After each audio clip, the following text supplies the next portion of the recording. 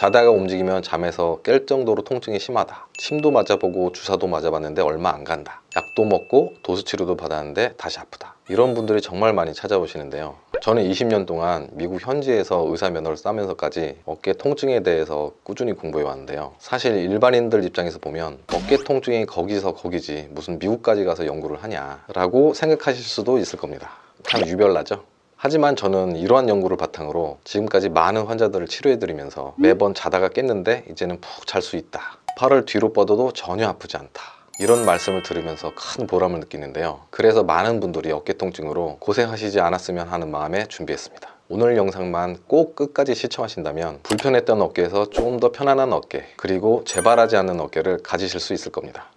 환자분들이 이제 어깨가 아프다고 오시는 경우가 되게 많은데 실제로 이제 만나봐서 진찰을 하다 보면은 어깨가 아닌 경우가 참 많습니다. 목이 아파서 오는 경우가 되게 많으세요. 예를 들면 환자분들은 여기도 어깨라고 생각하세요. 여기도 어깨고 여기도 어깨고, 어깨가 아플 때는 실제로 여기도 아프지만 요런 데도 아프거든요. 그래서 환자분들은 여기가 아파도 이거는 어깨라고 생각 안 하고 그냥 팔이 아프다고 표현을 하세요. 의사가 보는 어깨 통증과 환자분들이 말하는 어깨 통증은 그래서 다른 면이 많아서 꼭 진찰을 해보고 이게 진짜 어깨가 아픈 건지 목이 아픈 건지 구분을 할 수 있어야 됩니다. 진짜 어깨 통증인 경우에는 크게 이제 두 가지 질환으로 나뉘는데, 회전근개, 그러니까 어깨를 움직이는 큰 근육 힘줄이 4개가 있는데요. 그 4가지 중에서 뭐 하나나 둘이 뭐 문제가 생겼을 때 그거를 이제 회전근개 질환이라고 하고, 그 다음에 많은 거는 오십견입니다. 어깨 주변에 관절 주머니 주변 조직이 염증이 생기면서 쪼그라드는 질환인데요. 이 두 가지가 가장 많은 질환입니다. 그냥 아픈데 그 구분이 가능한가요?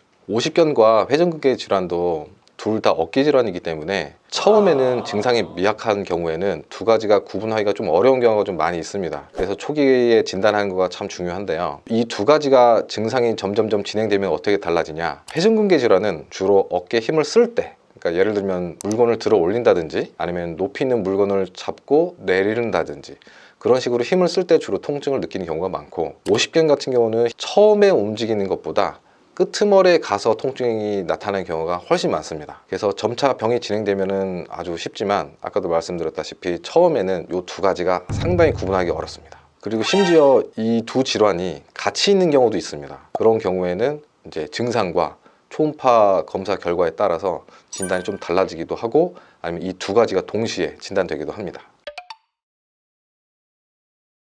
저도 참 오랜 시간 이것저것 기계 다른 걸 좋아해서 많이 들어와서 사용도 해보고 해봤는데요. 체외 충격파가 분명히 도움이 되는 질환이 있고 별로 도움이 되지 않는 질환들이 있습니다. 체외 충격파는 그 원리가 결국에는 이제 재생을 시켜주는 거기 때문에 힘줄이나 인대나 그런 것들이 손상이 있을 때 재생을 목적으로 해주는 게 가장 맞습니다. 근데 오십견 같은 경우에는 염증을 줄여주고 쪼그라든 그 관절 주머니를 넓혀서 관절이 원활하게 움직일 수 있도록 해주는 게 가장 중요하기 때문에 체외 충격파는 오십견에는 사용하지는 않습니다. 그리고 저 같은 경우에는 회전근개 질환에도 체외 충격파를 사용하지 않는데요. 체외 충격파는 일단은 장비가 좋으면 좋을수록 치료 비용이 엄청 비싸고요. 말 그대로 충격을 주는 치료이기 때문에 엄청 아픕니다. 그래서 어차피 통증을 감수하고 치료를 한다면 꼭 체외 충격파가 아니더라도 더 좋은 결과를 나타내는 경우도 많습니다.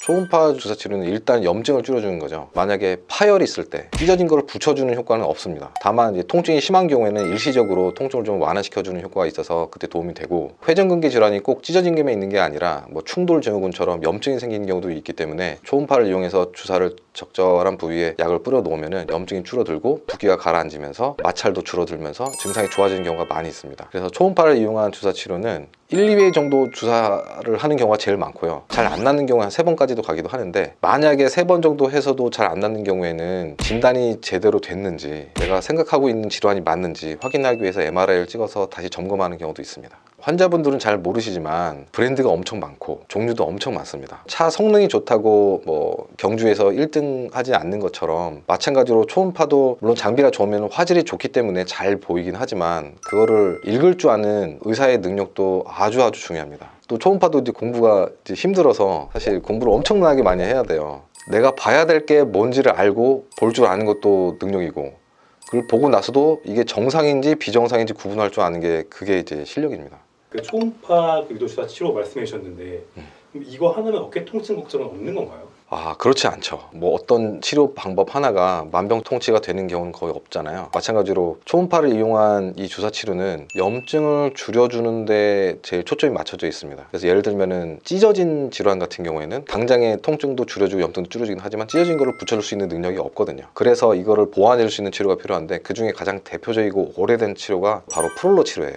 프롤로 치료는 쉽게 말씀드리면 우리 몸의 관절 척추 질환은 대부분 다 인대나 힘줄에 문제가 생겨서 생긴 경우가 엄청 많아요. 그래서 인대나 힘줄이 찢어지거나 염증이 생기거나 그런 재생이 필요한 상황일 때 그 부위에 직접 재생시킬 수 있는 증식액을 세포 사이사이에 주입을 해서 조직들이 재생이 되게끔 도와주는 치료예요. 그러면은 무엇을 주입하느냐? 이것도 되게 궁금하실 거예요. 오래전에는 여러 가지 화학약품들을 사용을 했었는데 지금은 고농도 포도당용액, 그러니까 쉽게 말하면 설탕물이죠. 진한 설탕물을 희석을 해서 주입을 하기 때문에 이 용액에 대한 부작용이 없습니다. 물론 진한 용액이 우리 몸 조직에 들어가게 되면은 많은 통증을 유발하기 때문에 좀 아픈 감이 있지만 이 용액으로 인해서 생긴 부작용은 아직까지 한 번도 없었습니다.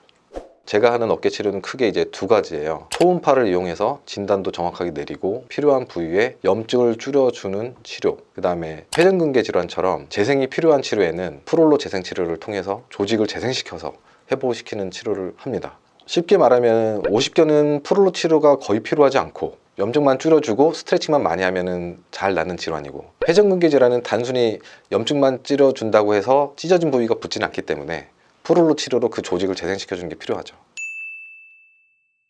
이번 시간에는 환자분들이 많이 호소하시는 어깨 통증에 대해서 자세히 좀 알아봤는데요. 특히 제일 흔한 회전근개 질환과 50견, 이 두 가지로 설명해 드려봤습니다. 무엇보다 중요한 거는 어깨 통증이라고 해서 적당히 아무 치료는 받는 게 아니라 이 두 질환을 잘 구분을 해서 거기에 딱 맞는, 걸맞는 치료를 받으시는 게 가장 중요합니다. 지금까지 바른생활 길잡이 안광준 원장이었습니다. 감사합니다.